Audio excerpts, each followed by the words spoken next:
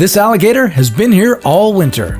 Yeah, he's every bit as frozen as he looks, but he's also very much alive.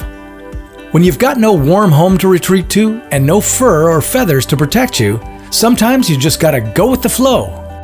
And for these animals, going with the flow means essentially freezing to death in the winter, then coming back to life in the spring. If you left a human outside all winter, we'd definitely freeze, but we sure wouldn't be coming back to life in the spring. These animals have found ways around the whole dying part of the process. Some carry antifreeze in their blood, some take advantage of dehydration, and some keep their noses above water and go for a long nap. How do their bodies function while frozen? Which creature survived being frozen for 30 years? And how could these freezing abilities help the human race? Life on Earth always seems to find a way to adapt to Mother Nature's harshest environments. While we humans are always trying to change the world to suit ourselves, other species like to go at it the other way round. Take for instance the wood frog. Even though most amphibians are sensitive to the cold, the wood frog embraces it to survive the winter. They freeze up to 70% of their bodies, including their brain and their eyes. Their heart, lungs, and muscles all come to a complete stop, turning this little guy into a frogsicle.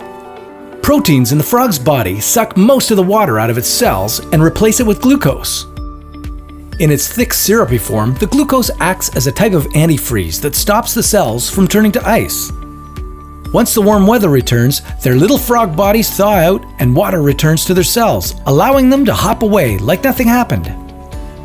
The alligators of North Carolina are a little less sophisticated in their methods of surviving the cold.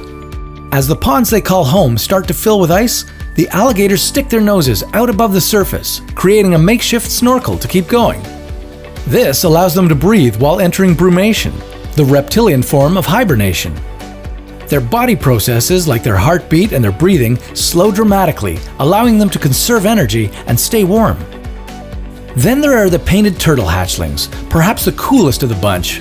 Literally, these guys can keep their body fluids liquid in temperatures well below zero, and can even survive substantial ice formation within their tissues. But how come these turtles don't need an air hole like the alligators? Well, it's because they rely on another hole to get their oxygen: their butts. Let me explain.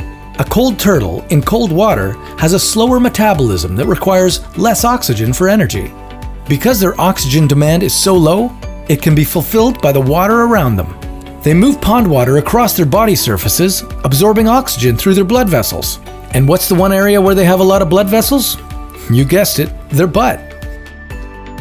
The scientific term is called cloacal respiration, but that's not nearly as fun, is it? These amazing animals are more than just something cool to look at. In 1983, scientists purposely froze a group of tardigrades, and they were able to revive one 30 years later. Not only was the revived specimen healthy, it was even able to produce offspring. Animals like these could teach us how to overcome extreme conditions of our own.